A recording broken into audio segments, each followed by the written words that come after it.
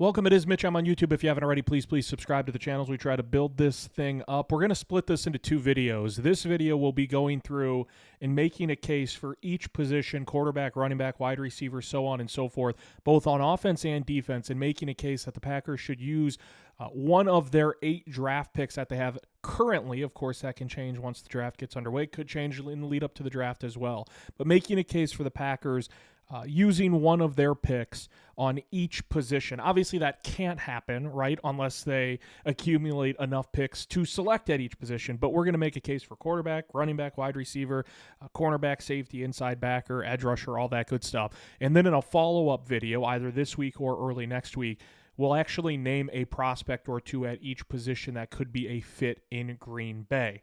We'll start on offense, and we'll start with quarterback. What's the case to be made for Brian Gutekunst and the rest of the brain trust for the Green Bay Packers to select a quarterback in this draft? To me, it's quite simple. Malik Willis is gone. Malik Willis was arguably the best backup quarterback in the National Football League last year. And over the course of the past 2 seasons, when given an opportunity, he stepped up and delivered time and time again. So much so that he was able to land a very lucrative deal in free agency to join Jeff Hafley, John Eric Sullivan, who's now the GM for the Dolphins, formerly with the Packers for years and years and years and years. And Malik Willis will now be the starting quarterback for the Miami Dolphins. The case for the Packers to draft a quarterback is simple.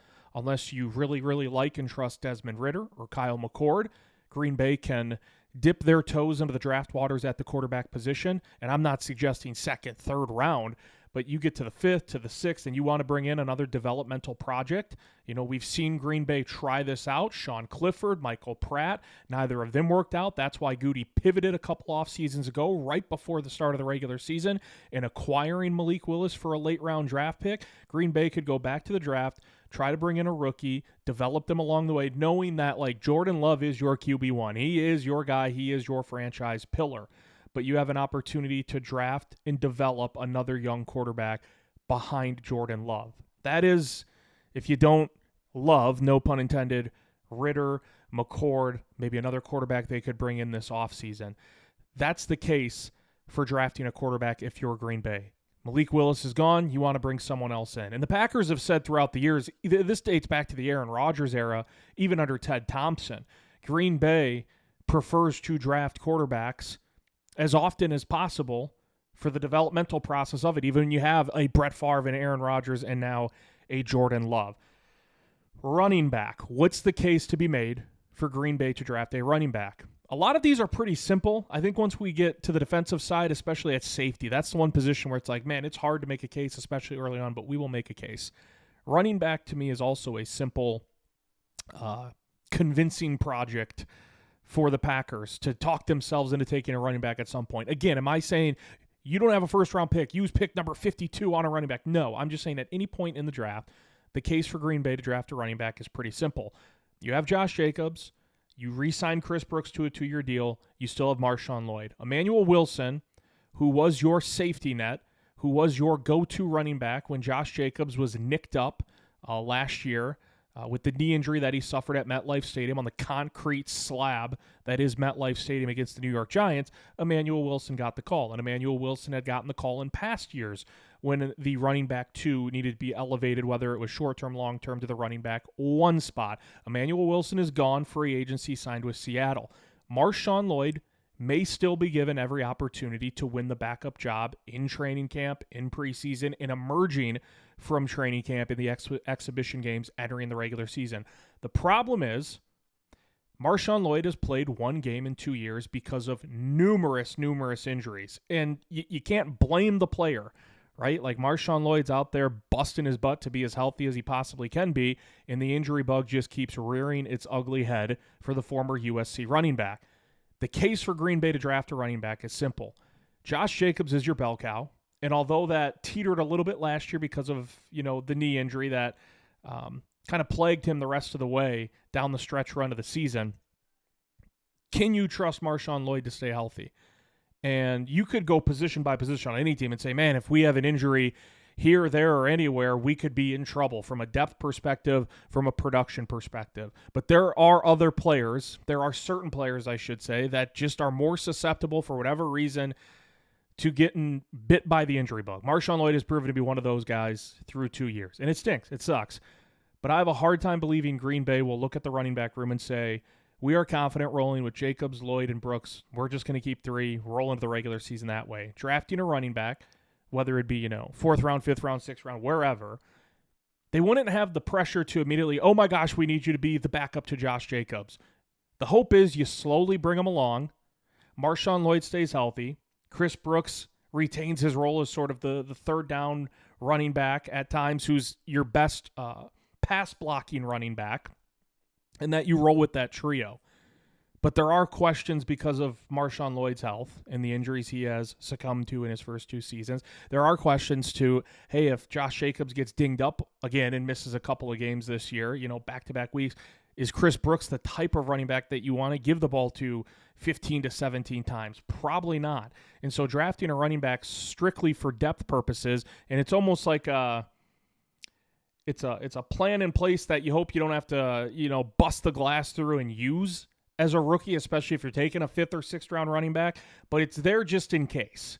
Just in case Marshawn Lloyd isn't healthy again this year, just in case Josh Jacobs does go down for a couple of games. And Josh Jacobs has been pretty durable, but the case for drafting a running back for Green Bay is pretty simple. It's depth. It's needing that depth with Emmanuel Wilson out the door. Mitch, I'm on YouTube. Please subscribe if you haven't already. Always appreciative of all the support. We're going position by position, making a case for the Packers to use a draft pick, maybe multiple on each position. Wide receiver, you love the trio, most do, right, of Christian Watson, Matthew Golden, Jayden Reed, but with Romeo Doubs gone via free agency to New England, with Dontavian Wicks gone via a trade to Philadelphia, that word depth comes around again. How much do you trust Savion Williams to develop into a viable option at wide receiver? I still love Savion Williams, and clearly the Packers are enamored with him as a prospect. They used a 3rd-round pick on him a year ago.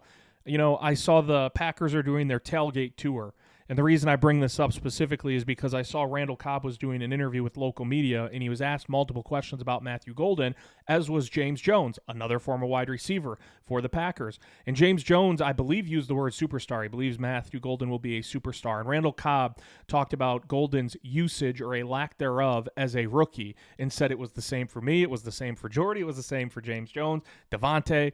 Like, Packers can draft wide receivers rounds 2, 3. Golden was a 1st-round pick. They have always brought them along very slowly. That was the same case with Savion Williams. Seldom used, even as a 3rd-round pick. Biggest contributions came on special teams as a kick returner, and then he was injured and banged up and missed some time to end the year as well. But do you trust him to be your 4? You brought in Sky Moore on a 1-year deal, but I mentioned in a video earlier this week, he has the label as a wide receiver, but Sky Moore is brought in to be your kick returner and punt returner. He had I think it was 5-6 catches in the last 2 years combined, 1 year with San Francisco and 1 year with Kansas City.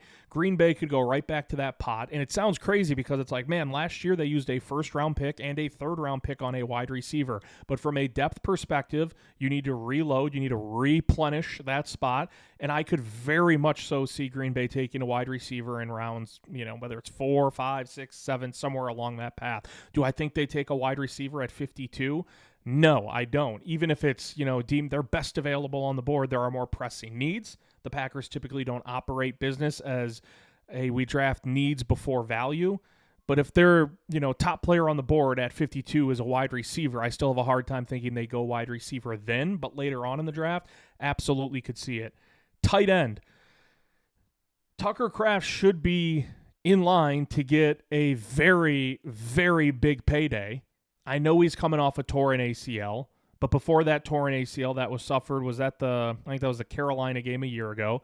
Tucker Kraft was on pace to shatter some Green Bay tight end single-season records, and he was on pace statistically and with the eye test to be one of the best damn tight ends in the entire National Football League. He is in line to cash in on a hefty extension. And if you want to talk wide receiver extensions, Christian Watson and Jayden Reed are both entering the final year of their deals if we want to pivot back to that spot. So it'll be very interesting to see how the Packers navigate these extensions the rest of the offseason and going into the regular season. Will Watson enter this year without another extension in place? Will Tucker Kraft? Will Jayden Reed? You have to imagine they would get things done for Kraft and Watson. We'll see. Tucker Kraft isn't going anywhere, though. Like, Green Bay is not foolish, and they don't operate as a foolish organization. They know that it needs to lock in Tucker Kraft for the long haul. He's a do-it-all tight end, and he's a willing tight end. You need him to pass block, run block. He loves it. He loves pancaking opposing defensive linemen. You need to use him as a safety valve on a check down and see what he can do in the yak department. Sure, you want to use him more vertically. Sure, we saw a couple of great catches against Pittsburgh multiple other times throughout the year. Tucker Kraft, injury aside, is becoming one of the better tight ends in the National Football League. And he really, I mean, as he hasn't even entered his prime yet. He's just getting to that spot in his career. So you're satisfied with what you have once you get an extension in place for Tucker Kraft. Beyond that, it's a little more of a headache. You re-sign Josh Whyle to a one-year deal for depth. Wasn't it John Fitzpatrick who ruptured his Achilles or tore his Achilles at the end of last year, so he won't factor in this year, plus he's a free agent right now. And then you have Luke Musgrave. And if you remember in 2023, it was Luke Musgrave who was taken in the second round. It was Tucker Kraft who was taken in the third round. And Luke Musgrave was thought of to be this long, wiry, vertical threat in the passing game. Is his pass blocking, run blocking great? No, but he's like Tucker. He's willing. He's willing. Tucker Kraft is a really good pass blocker and run blocker. For Musgrave, not so much, but it's not for a lack of effort. He dealt with injuries his first two seasons, a couple of brutal ones too. He hasn't truly developed into that vertical threat on a consistent basis that the Packers thought they had. Now you have Kraft and Musgrave both entering the last years of their rookie deals. Kraft, again, should certainly have an extension worked out. Musgrave, I don't know, is anyone going to be surprised if the Packers just let Musgrave play out this final year of his deal? And if he walks next year in free agency, he walks. Remember when Tucker Kraft went down, what was it, 8th, 9th game of the year, or 7th, 8th, 9th game, somewhere right around there, the middle point. Luke Musgrave had yet another opportunity to prove his worth, to show what he could do as the tight end one with Kraft out of the picture. And it was never anything consistent. Now, some of that you could say is the game plan, and there was, never a heavy influence to try to target and get the ball to Luke Musgrave. And maybe in another offense and another scheme, he'll be used better like that. That's possible. I think the case to draft a tight end is pretty simple. It's you have three guys right now who all have 1 year left on their deal. Of course, we think that will change with Tucker Kraft, but you're more forecasting what could lie ahead and beyond 2026, and you're trying to maybe bring in another tight end to be your backup behind Tucker Kraft. And keep in mind, I wrote an article. I'm not going to be able to find it. I wrote an article like a month ago. Green Bay using two tight end sets dating back the last 3 or 4 years, just consistently in the top 5 in the NFL in terms of percentage of snaps used with two tight ends. And I went and actually looked to see what it was like after Tucker Kraft's injury last season, and it dipped, but not nearly as much as you would think. Matt LaFleur loves using two tight end sets. Tucker Kraft is your blue chip. He's your alpha. He's your star tight end. But Green Bay prefers in heavy dosages to have two tight ends out on the field. Luke Musgrave has had opportunities. It hasn't risen to the level that you would think it would have by now for a former second-round pick. And so bringing in someone else, draft, develop, let him learn behind Kraft and Musgrave this year, and then maybe next year that player takes over the backup spot behind Tucker Kraft.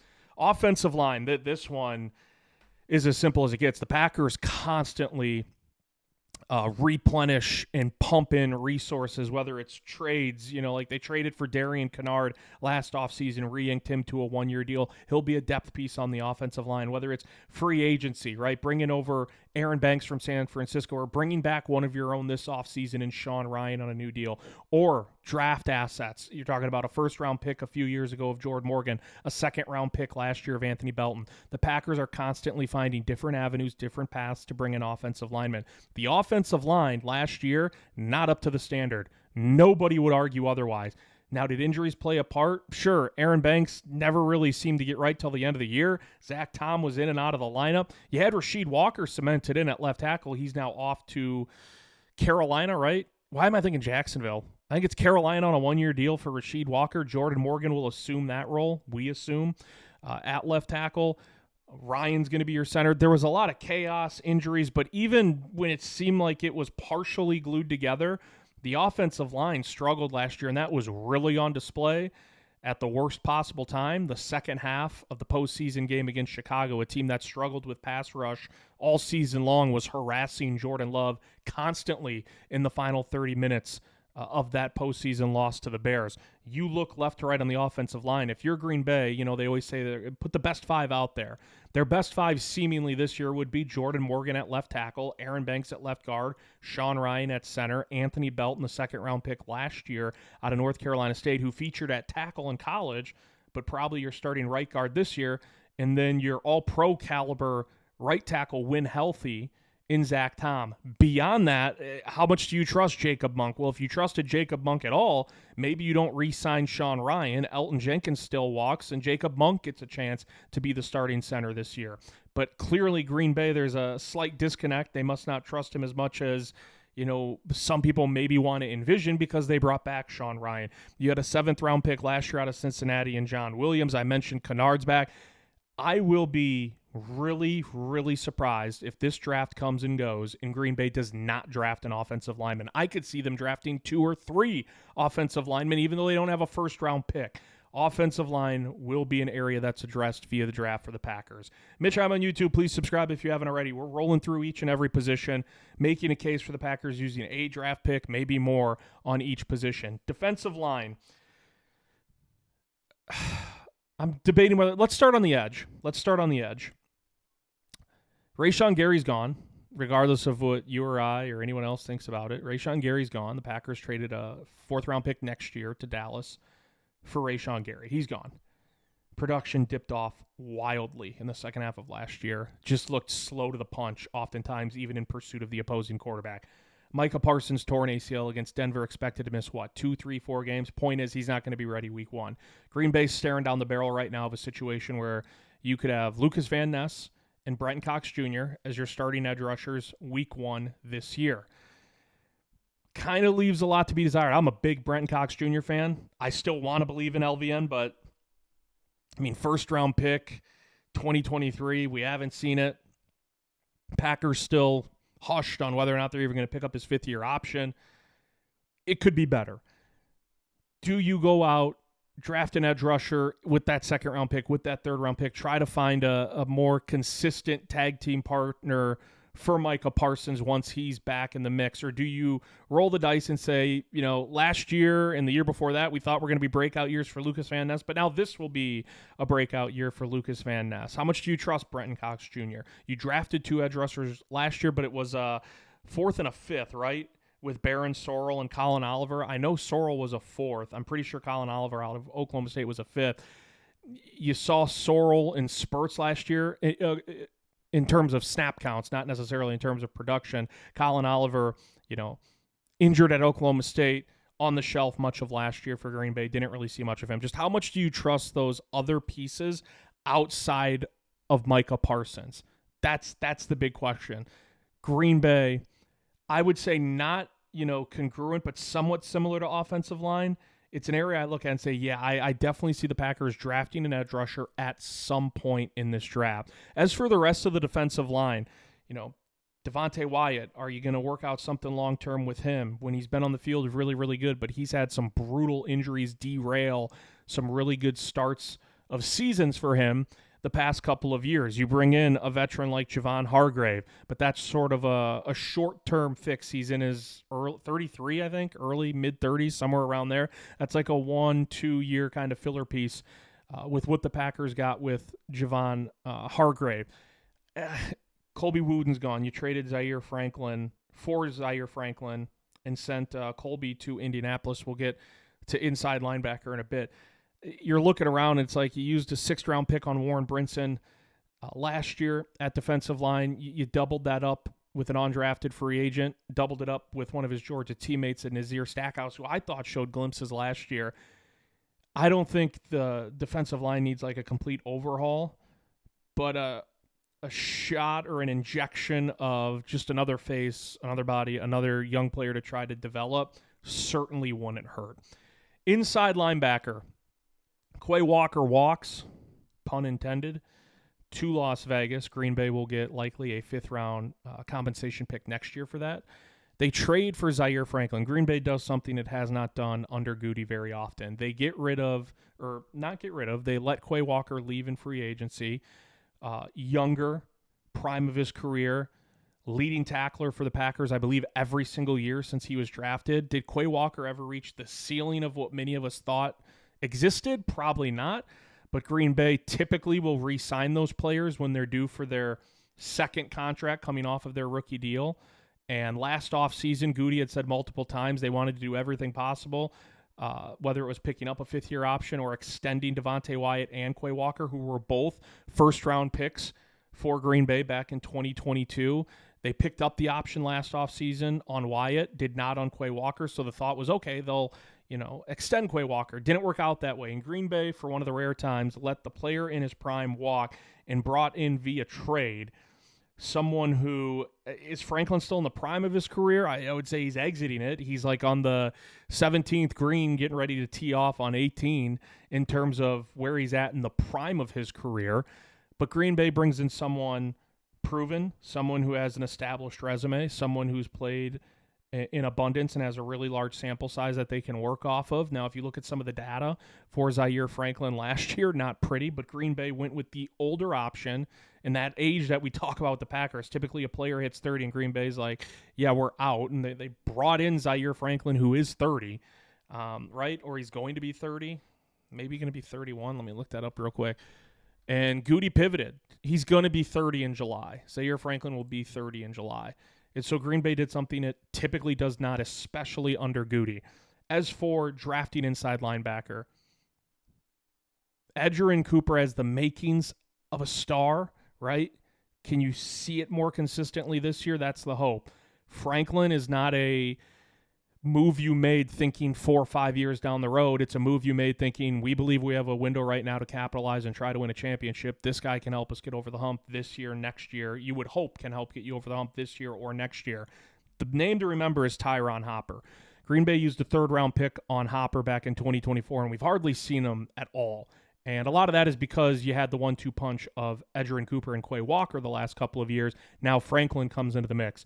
If Green Bay still believes wholeheartedly that Tyron Hopper can be a dude, that he can be a player, that he can be someone that's, sharpied into the lineup at some point, maybe inside linebacker isn't a pressing need this year. And even with Franklin and Cooper, you still feel good about it. And Isaiah McDuffie's certainly still in the mix. And it's been Isaiah McDuffie who's gotten those reps and those snaps over the third-round pick Hopper, even dating back to just last year and the last couple of years, certainly, really since Hopper was drafted back in 2024.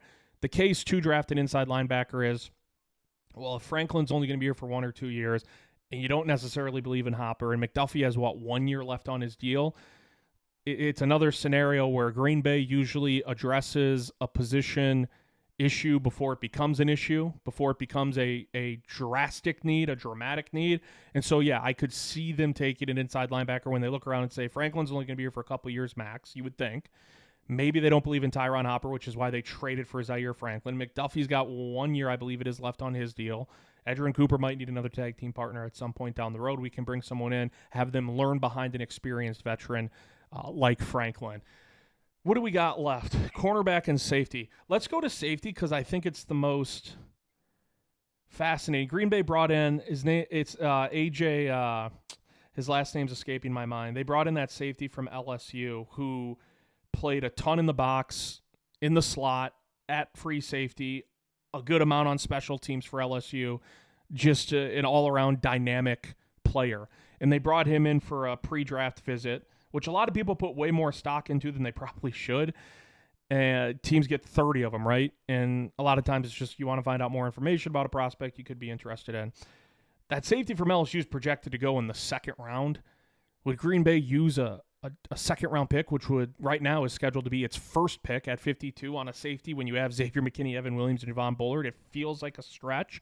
But the case I can make shortly for the Packers to draft a safety at some point, the only case I can make, because Xavier McKinney's an all-pro, Evan Williams is trending in a direction where he is going to be a star safety himself, and Javon Bullard has really found a home in the slot as like a pit bull on that defense for Green Bay. And he's sort of taken on the role of, I think he said directly, I don't know if the word was villain, but he said he's fine with being that for the Packers towards opposing teams. Like if they need an instigator, if they need someone to, rev the engine a little bit, Javon Bullard is more than happy being that. The case I can make for safety, the only case is, I believe like Xavier McKinney's only got a couple years left on his contract. Evan Williams and Javon Bullard only a couple years left on the rookie deals. But, by all accounts, you bring back Javon Bullard on an extension. You bring back Evan Williams on an extension. And Xavier McKinney's in the prime of his career. You would love to have him around for the long haul too. But because as of right now, all three only have a couple years left on the deal, maybe you bring in a safety. Maybe you look at that kid from LSU and you're like, wow, this dude can play in the box, slot, free safety, special teams, like all around. He's a Swiss Army knife, and we know how much the Packers love versatility, and they pull the trigger on a selection like that. Otherwise, I would see if they do draft a safety, it being way, way, way later on. Finally, we have corner. I'm pretty sure that's the last position. This one's pretty obvious. Regardless of how you feel about Keyshawn Nixon, he hasn't. And it's not really even Keyshawn's fault. It's the roster construction the Packers did in putting in some blind faith into the idea that, hey, Keyshawn Nixon can be a number one corner. And it just hasn't really worked out. And we've really saw it at its worst, I would say, after the Micah Parsons injury. The domino effect of having a Micah Parsons is he's constantly putting pressure on the opposing quarterback, that it relieves some of that pressure off the second and third levels of your defense. Quarterbacks have to make rush decisions, inaccurate reads, dicey conclusions when Micah Parsons is, heading down Broadway right towards your face. And so that puts your cornerbacks in advantageous spots. We saw once Parsons left, it just didn't hold up at cornerback. I like Keyshawn Nixon. I like him a hell of a lot more if he's your number 2 or your number 3 corner. I like Carrington Valentine. I like him a hell of a lot more if he's your number 3 corner. It didn't work out with Nate Hobbs. They bring in Benjamin St-Juste after a few years in Washington and then one last year with the Chargers. Green Bay needs to invest at cornerback in this draft. And Goody said earlier in the offseason, I think it might have been way back in January in his end-of-season presser, he doesn't believe they need wholesale changes at corner. I think some would even disagree with that. But if they have a valued cornerback that's there at 52, that's just a spot where it's like you need to bring in at least one more corner, maybe 2, via the draft. And we'll see what happens with Trayvon Diggs. He's a free agent, but even if you bring him back, is he like an alpha number 1, number 2? No, probably not. But it give you another option. Green Bay doesn't have a ball hawk in the secondary whatsoever. If you go look at the numbers for Keyshawn Nixon, Carrington Valentine, St-Juste, even Hobbs when he was around last year, none of those guys are known for interceptions. None of them have boasted strong interception numbers throughout their careers. And I did videos last year where I said you don't need to be like an all-pro to be a ball hawk. Like Sam Shields was a ball hawk. He was never an all-pro, but he was really damn good at picking the ball off. Same with Tramon Williams. Like he was never an all-pro, but he was really, really good at interceptions, at getting interceptions. I think they need a ball hawk at cornerback instead of just safety with Xavier McKinney and with, at times what Evan Williams showed. And they really need to focus in on that cornerback position. I would say preferably early in the first round, because I got to look. I know I've talked about this before, and this is how we'll finish up. The Packers have drafted like 3 cornerbacks in the last 4 years, and all of them were 7th-round picks. It's like, yeah, you used a draft pick on a cornerback, but you're taking a flyer in the 7th round. Micah Robinson last year, who's not even on the team, 7th-round pick, 237 overall. Year before that, Kalen King, 255th overall, not even on the team anymore. And year prior to that, Carrington Valentine, who is still around, 232nd overall, 7th-round pick. And year before that, did not take a corner. Year before that was Eric Stokes. So, yeah, last 4 drafts, Green Bay's drafted 3 corners all in the 7th round. If they leave this draft with a corner in the 6th and a corner in the 7th, and they say, hey, we brought in 2 corners, we did what we wanted to do, I don't think anyone's going to buy that. I don't. They have to bring in more competition and more competition in the sense of someone who can push at some point, maybe not as a rookie, but next year and down the road to be a viable number 1 cornerback. Let me know what you guys and gals think. Always appreciative of all the support. Click the subscribe button if you haven't already. It takes 2 seconds to do so. Helps me immensely as I build up the channel. We'll see you next time.